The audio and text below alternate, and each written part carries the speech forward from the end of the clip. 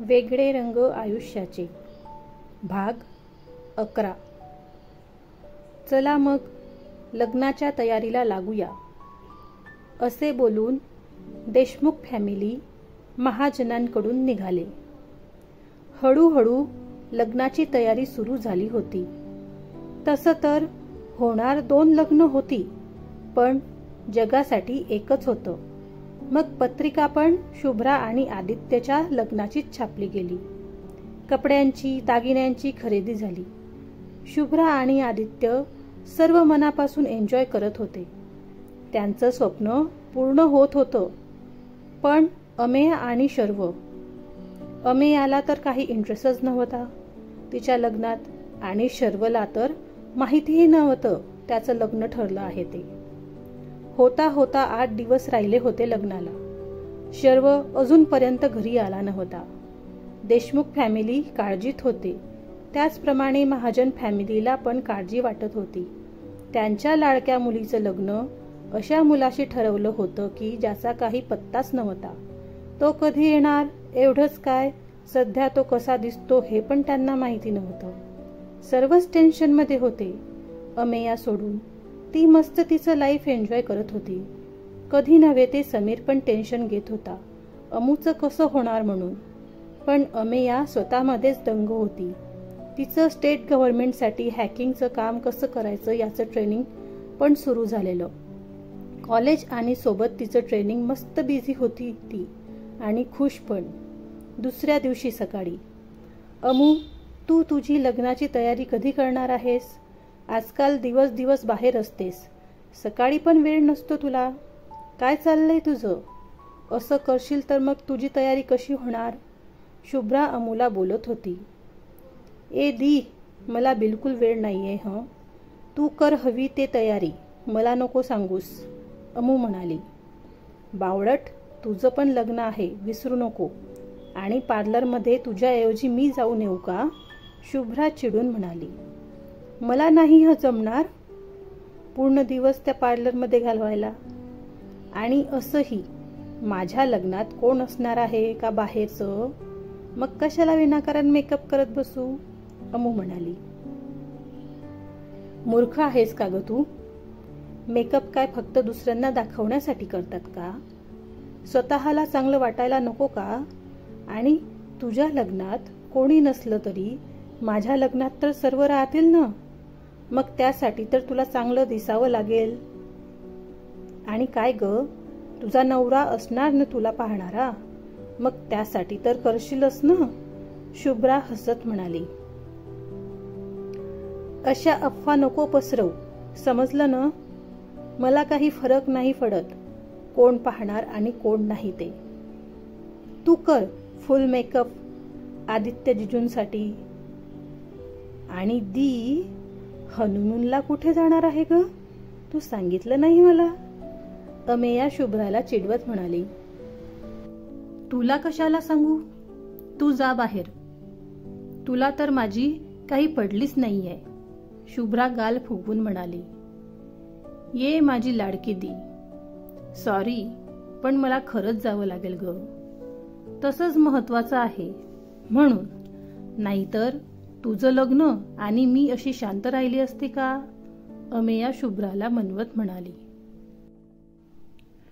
ठीक आहे जा, पण लवकर परत ये, शुभ्रा म्हणाली. हो, अमूनेही सांगितलं. तोच समीर आला आणि अमू आणि समीर कॉलेजला गेले. 2 लेक्चर झालेत तसं अमूचा फोन ब्लिंक झाला. तिने मेसेज पाहिला आणि समीरला सांगून बाहेर जायला निघाली. तसा समीर पण तिच्या मागे आला. अरे तू का आलास? बाकीचे लेक्चर कोण करणार? जा क्लासरूममध्ये, अमूने म्हटलं. तुला नाही करायचे लेक्चर? तू का आली बाहेर? समीर म्हणाला. सम्या, मला थोडं काम आहे म्हणून बाहेर जायचं आहे, तू जा, अमूने सांगितलं. काम आहे ना, मग मी पण येतो ना, समीर. नको म्हणजे तू नाही येऊ शकत, अमू. का नाही येऊ शकत? समीर वैतागून, अरे यार, उशीर होतोय ना मला, जाऊ दे. अमुने म्हटलं, अमे, तू जर माझ्यापासून काही लपवत असशील ना तर लक्षात ठेव, मी सोडणार नाही तुला. समीर म्हणाला, अरे यार, सांगते ना नंतर सर्व, आता उशीर होतोय ना, आणि काही दिवसच, मग आहेच मी तुझी शेपटी. तिथे येणाऱ्या मित्तलला पाहून, मी बिझी आहे तोपर्यंत तू मज्जा करून घे, मग नाही करायला भेटणार. चलो बाय बाय मितू, याची काळजी घे जरा, बघ कसा सुकलाय तुझ्या आठवणीत. अमेया हसत म्हणाली, हो शहाणी, बाय. मित्तल आणि समीर सोबतच म्हणाले. अमू धावतच बाहेर गेली. पटकन कॅब घेऊन ती निघाली. तिला 30 मिनिटात पोहोचायचं होतं, पण आधीच उशीर झाला होता समीरमुळे. त्यात तिची कॅब रस्त्यातच बंद पडली. बिचारी खूपच वैतागली. कॅब ड्रायव्हरला पैसे देऊन ती पटकन निघाली. घाईघाईतच जाताना तिचा एका तरुणाला धक्का लागला. त्या तरुणाने भटक्या लोकांसारखा पेहराव केलेला, मोठे केस सर्व चेहऱ्यावर पसरले होते, मोठीशी दाढी मिशी आणि डोळ्यात दिसणारा राग. तो खूप रागाने अमूकडे पाहायला लागला. अमूला पण खरं तर राग आलेला, पण तिला भांडायला टाइम नव्हता, म्हणून गपचूप सॉरी म्हणून निघून गेली. तो तरुण मात्र ती गेली त्या दिशेने बराच वेळ पाहत बसला. त्याच दिवशी दुपारी आदित्य एका महत्वाच्या मीटिंगमध्ये होता. त्याचा मोबाईल त्याच्या सेक्रेटरी ऋषभकडे असत होता. काही वेळात आदित्यचा मोबाईल रिंग झाला. हॅलो, मी ऋषभ, आदित्य सरांचा सेक्रेटरी. आपण कोण? तिकडनं एक दमदार आवाज आला. आदित्य कुठे आहे? त्याला फोन दे. सर खूप इम्पॉर्टंट मीटिंगमध्ये आहेत, आता नाही बोलू शकत ते. काही मेसेज असेल तर मला सांगा, मी सांगतो सरांना ते फ्री झालेत की. ऋषभ म्हणाला, तेवढा टाइम नाही माझ्याकडे, 2 मिनिटात त्याला फोन दे, नाहीतर पुढे जे होईल त्याला तू जबाबदार राहशील. देतो, पण तुमचं नाव तर सांगा. ऋषभ जरा घाबरून म्हणाला. शर्व देशमुख. समोरून आवाज आला.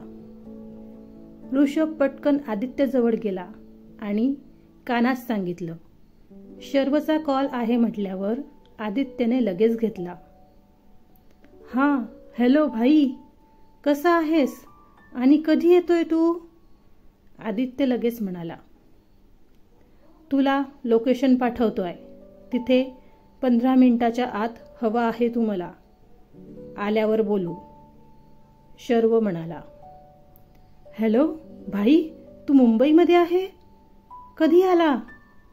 आदित्यचे बोलणे मध्येच तोडत, 15 मिनिट आहेत तुझ्याकडे, सी यू सून. शर्वने बोलून कॉल कटही केला. आदित्य घाईत उठत, सॉरी एव्हरीवन, मला जावं लागेल, बाकी नंतर कंटिन्यू करू. आदित्य धावत पडतच कार घेऊन शर्वने दिलेल्या लोकेशनला पोहोचला. तिथे गेल्यावर तो इकडे तिकडे पाहायला लागला. तोच त्याला समोरून एक मुलगा येताना दिसला, जो खूपच हँडसम दिसत होता. आजूबाजूचे सर्वच लोक त्याला बघत होते. तो येऊन आदित्य जवळ आला. तो येताच आदित्यने त्याला पटकन मिठी मारली. भाई, किती दिवसांनी भेटतोय? तुला आमची जरा पण आठवण येत नाही ना? खूपच वाईट आहे तू. आदित्य म्हणाला. वेडा, रडतो काय लहान मुलांसारखा? रस्त्यावर आहोत आपण, चल घरी, गेल्यावर बोलू. शर्व हसत म्हणाला. हो चल. कारमध्ये बसल्यावर, भाई तू अचानक आलास, कळवलं का नाही? आदित्य म्हणाला. अरे सांगितलं तर होतं ना तुला त्या दिवशी, आणि आज तर मॉमला सरप्राईज द्यायचा आहे, शर्व म्हणाला. हो, खूपच आनंद होईल तिला. खूप आठवण काढते ती तुझी, आणि डॅड आणि आजोबा पण, आदित्य म्हणाला. आदित्य बोलत असतो तोच त्याचा समोर ठेवलेला मोबाईल रिंग होतो. शुभ्राचा कॉल असतो. ते पाहून आदित्य विचार करतो, घेऊ की नाही. तोच. उचल फोन आणि बोल, शर्व नॉर्मली म्हणाला. हो. फोन उचलून. बोल, आदित्य. तिकडून शुभ्रा काहीतरी बोलत असते. ओके, मी बघतो आणि बोलतो नंतर. जरा बिझी आहे, नंतर बोलतो. बाय, आदित्य म्हणाला. काय रे, ठेवला पण? मला वाटलं गर्लफ्रेंडचा कॉल आला तर घरी पोहोचेपर्यंत काही ठेवत नाही तू, शर्व म्हणाला. असं काही नाहीये भाई, महत्वाचं होतं म्हणून कॉल केलेला. नाहीतर या वेळेस मी ऑफिसला असतो तर नाही बोलत आम्ही. एक मिनिट, तुला माहिती शुभ्राबद्दल? मी तर नाही सांगितलं तुला कधी, आदित्य म्हणाला. जी गोष्ट तुझ्या अख्ख्या कॉलेजला माहिती होती ती माझ्यापासून लपून राहील का? खूप आधीपासून माहिती आहे मला. छान आहे शुभ्रा. आजकाल मुलं मुली कपडे बदलण्यासारखे बॉयफ्रेंड गर्लफ्रेंड बदलवतात, पण तुम्ही इतक्या वर्षांपासून सोबत आहात. छान वाटलं, शर्व म्हणाला. हो बाई, खूप समजूतदार आणि साधी सरळ मुलगी आहे शुभ्रा. आणि भाई, त्याची रिंग दाखवत, आम्ही एंगेजमेंट पण केली, आदित्य सांगत होता. अरे वा, छान. शेवटी मॉमला सून मिळाली तर. बरं, मग लग्न कधी? शर्वने विचारलं. आता तू आलाय ना, मग लग्न पण होईल, आदित्य म्हणाला. म्हणजे? मला समजलं नाही, शर्व म्हणाला. अरे म्हणजे माझ्या लग्नात तू हवा ना मला, मग आता तू आहे तोपर्यंत करून घेऊ लग्न, आदित्य. ओके, मग तर तुला 8 दिवसात लग्न करावं लागेल. मी फक्त 8 दिवस आहे मुंबईमध्ये, शर्व म्हणाला. आणि मग परत कधी येणार, आदित्यने विचारलं. काय माहिती, म्हणजे नाही सांगू शकत. 2 वर्ष पण लागू शकतात किंवा मग कधीच नाही, शर्व म्हणाला. असा काय बोलतो रे भाई, आदित्य इमोशनल होऊन म्हणाला. आदू, आमचं आयुष्य असंच असतं रे. उद्याचा सूर्य आम्हाला बघायला मिळेल याची खात्री नाही देऊ शकत आम्ही. मग मी कसं सांगू परत कधी यायचं ते? परत जमेल न जमेल म्हणून तुला आताच अभिनंदन आणि थँक्स पण, शर्व म्हणाला. थँक्स कशासाठी भाई, आदित्य विचार करत म्हणाला. माझा लहान भाऊ होण्यासाठी, शर्वने म्हटलं. काही काय भाई, आदित्य हसत म्हणाला. अरे हो, म्हणजे बघ न, तू आहेस म्हणून मला माझं आर्मीत जायचं स्वप्न पूर्ण करता आलं. तू आहेस म्हणून मला मॉम डॅड आणि आजोबांची काही काळजी नसते. ड्युटीवर असताना मी माझं 100% देऊ शकतो, कारण मला माझ्या फॅमिलीची काळजी नसते.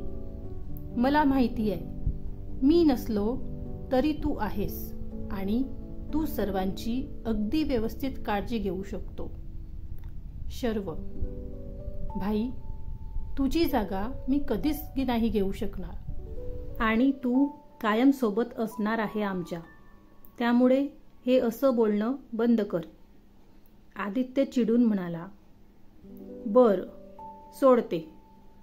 मला सांग, लग्नात काय गिफ्ट हवं तुला माझ्याकडून, शर्वने विचारलं. ते सांगेल मी तुला नंतर. पण मला एक सांग, तू एवढा चकाचक कसा दिसतोय? म्हणजे एकदम हिरो. कोणत्या मुलीचा तर चक्कर नाही ना? ना तुझा आर्मी कट आहे ना युनिफॉर्म. तू तर कॉलेज स्टुडंटच दिसतोय. याचं कारण काय हं? आदित्य म्हणाला. ते आता मी आहेच हँडसम, त्याला काय करणार? शर्व म्हणाला. हो ते तर आहेच. चल घर पण आलं आपलं. मॉम तुला बघून खूपच खुश होईल. आदित्य म्हणाला. हो चल. शर्व. भाई तू माझ्या मागे राहा, मी डोअर बेल वाजवतो. आदित्य. आदित्यने बेल वाजवली. अवंतिकाने डोअर ओपन केलं आणि आदित्यला बघून म्हणाल्या, आदी तू आज एवढ्या लवकर घरी? हो मॉम, तुझ्यासाठी सरप्राईज आहे मोठं, जे बघून तुला खूप आनंद होईल. डोळे बंद कर आधी. आदित्यने अवंतिकाला म्हटलं. अवंतिकाने डोळे बंद केले. तसं शर्व पुढे आला आणि त्याने अवंतिकाचा हात त्याच्या हातात घेतला. त्याचा स्पर्श ओळखून अवंतिकाच्या डोळ्यात पाणी आलं. ए मॉम, रडायला काय झालं? असं बोलून शर्वने त्यांना मिठीत घेतलं. शर्व, किती दिवसांनी बघितलं बाळा तुला. खूप खुश आहे मी. अवंतिकाच्या डोळ्यात पाणी होतं. मग आता घरात जाऊन आनंद साजरा करूया आपल्या आनंद आणि अविनाश सोबत. आदित्य मस्तीत म्हणाला. आदी, डॅड आणि आजोबांना नावाने हाक मारतात का? अवंतिका. Sorry mom. त्याला सोड मॉम. आता तू फक्त माझ्याकडे लक्ष दे. आद्या, तुझा पत्ता कट काही दिवस. आता फक्त माझे लाड होणार. शर्व म्हणाला. हो बेटा, लाड तर होणारच आहेत तुझे. बघतच राहा तू. आदित्य हसत म्हणाला. म्हणजे काय केलाय तू? शर्वने विचारलं. शर्व, बस आधी, नंतर करा गप्पा. आणि आधी जा, आजोबांना सांग शर्व आल्याचं. आणि डॅडला पण कॉल कर. शर्व, बस तू, मी तुला कॉफी आणते. अवंतिका म्हणाल्या. हो मॉम. देशमुख फॅमिली आज खूप आनंदात होती शर्वच्या येण्याने. पूर्ण घरात पंचपक्वान्नाचा सुगंध येत होता. शर्व पण खूप खुश होता. रात्री डिनर झाल्यावर शर्व सोबत लग्नाबद्दल बोलायचं ठरलं होतं सर्वांचं. जसं डिनर झाला तसं सर्व हॉलमध्ये येऊन बसले. शर्व, तुझ्याशी थोडं बोलायचं होतं लग्नाबद्दल. आनंद देशमुख म्हणालेत. हो आजोबा, आदित्यने सांगितलं मला त्याच्या एंगेजमेंटबद्दल. मी खूप खुश आहे त्याच्यासाठी. शर्व म्हणाला. आजोबा, आदित्यच्या नाही तर तुझ्या लग्नाबद्दल बोलत आहेत शर्व. अविनाश रावांनी सांगितलं. काय, माझं लग्न? त्याचा काय संबंध? शर्व. अरे काय संबंध म्हणजे, तुझं पण लग्न करायचं आहे आणि आम्ही तुझं लग्न ठरवलं आहे. आनंद देशमुख म्हणालेत. What nonsense. माझं लग्न मला न विचारता कसं ठरवू शकता तुम्ही? शर्व चिडून म्हणाला. शर्व, आजोबांशी बोलतोय तू, शब्दांचं भान ठेव थोडं. आणि काय प्रॉब्लेम आहे तुला आम्ही ठरवलेल्या मुलीशी लग्न करायला? अवंतिका चिडून म्हणाल्या. सॉरी बट मॉम, मला सध्या लग्नच करायचं नाहीये आणि मी असंही फक्त 8 दिवसांसाठी आलोय. तर आता आधीचं लग्न करून घ्या. पुढच्या वेळेस मी येईल तेव्हा बघू माझ्या लग्नाचं. शर्वने सांगितलं. 8 दिवस आहेत ना, मग 8 दिवसातच करू लग्न. त्याचं टेन्शन नको घेऊ तू. आणि आधी तुझं लग्न होईल, नंतर आधीचं होईल. तू उद्या तुझ्या होणाऱ्या बायकोला भेटून घे. अविनाश रावांनी सांगितलं. अरे काही काय, मी नाही लग्न करू शकत असं कोणाशी पण. इनफॅक्ट मला लग्नच करायचं नाहीये. आणि आधीचं ठरलंय ना, मग करा ना त्याचं लग्न. माझ्या मागे का लागताय तुम्ही लोक? शर्व: हे बघ शर्व, तुला लग्न करावंच लागेल, ते पण आताच, आणि आम्ही ठरवलेल्या मुलीसोबतच. तू नकार नाही देऊ शकत. आनंद देशमुख म्हणालेत, का नाही नकार देऊ शकत मी? शर्व चिडून म्हणाला, कारण तू विसरला असशील तर मी आठवण करून देते. आर्मी जॉईन करायच्या वेळेसच तुझं प्रॉमिस आणि आधीचं लग्न शुभ्रासोबत करायचं असेल तर तुझं लग्न होणं गरजेचं आहे. अवंतिका म्हणाल्या, मॉम प्लीज, मला आठवण आहे माझं प्रॉमिस, पण मला आता नको ग लग्न. मी करेल ना तुम्ही म्हणाल तिच्याशी, पण पुढे येईल तेव्हा. शर्व समजावत म्हणाला, मग आता करायला काय प्रॉब्लेम आहे तुला? आनंद म्हणालेत, आजोबा मला लगेच जायचं आहे आणि मग घरी पुन्हा यायला मला 2 वर्ष तरी जमणार नाहीये.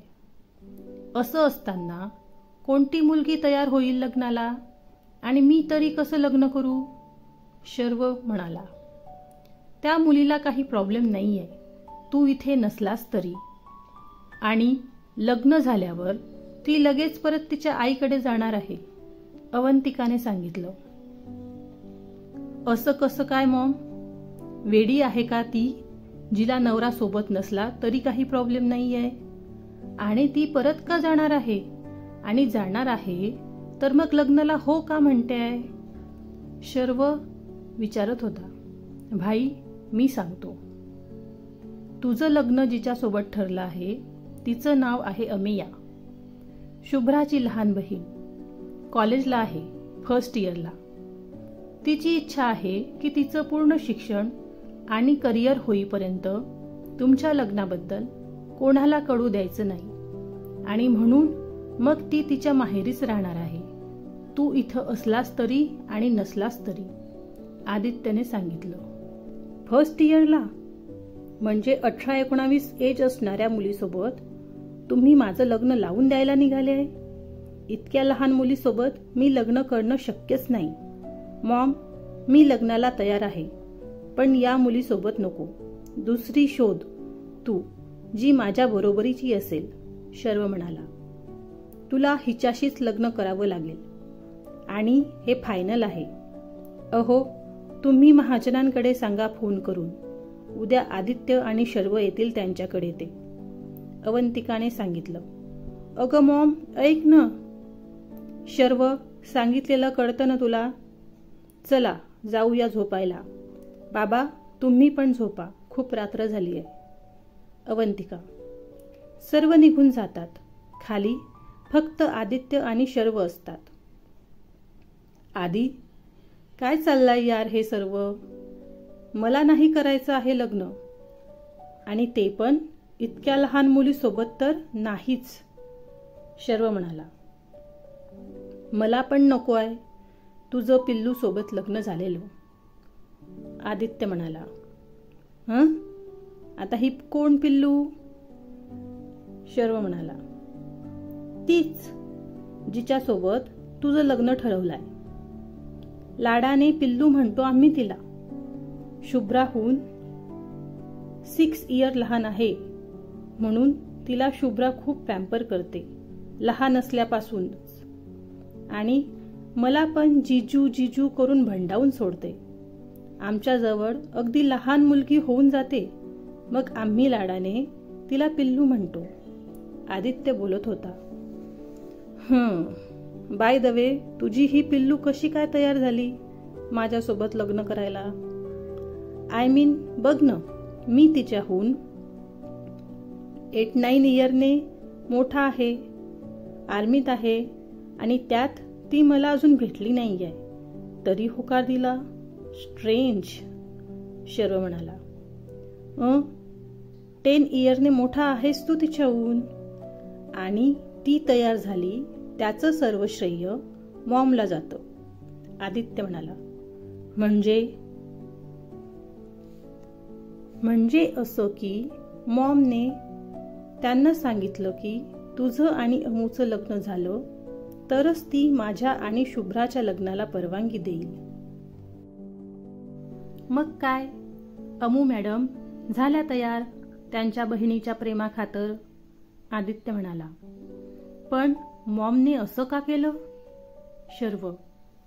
आदित्य शर्वला सर्व सांगतो, त्याच्या कुंडलीपासून ते अमूची आजोबांना आणि मॉमला हेल्प करण्यापर्यंत.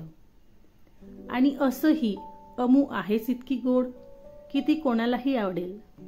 भाई प्लीज, तू मला प्रॉमिस कर, तू काहीच त्रास नाही देणार अमूला. ते मला माहीत आहे तुझं आयुष्य जगायचे काही नियम आहेत ते, आणि अमू ते मान्य करणार नाही. पण तू तिच्या मनासारखं वागायचा प्रयत्न करशील लग्नानंतर, आदित्य. आणि तुला असं का वाटतं की मी तू म्हणतोय त्याला होकार देईल? आणि तू स्वतः बघ, तुला हिम्मत होत नाही माझ्यासमोर बोलण्याची. इव्हन डॅड आणि आजोबा पण जास्त बोलत नाही मला. आणि ती मुलगी मला, या शर्व देशमुखला क्रॉस करेल असं वाटतं तुला? अरे, माझं नाव ऐकूनच भले भले आतंकवादी थरथर कापतात, आणि ही एवढीशी मुलगी माझ्यासमोर बोलू तरी शकेल का? शर्व हसत म्हणाला. तू ओळखत नाही अजून अमेयाला, कळेल तुला उद्या. चल, शुभ्राला सांगतो मी आपण येतोय ते उद्या. Good night. जावंच लागेल तर उद्या. बघू तू जिची एवढी तारीफ करतोय ती आहे काय ते. चल मग, शर्वही म्हणाला. चला, फायनली झाली हिरोची एंट्री. आता येणार मज्जा. पुढची स्टोरी वाचायला आणि ऐकायला आवडेल ना तुम्हाला? मग लाईक करा आणि सबस्क्राईब करायला विसरू नका. धन्यवाद.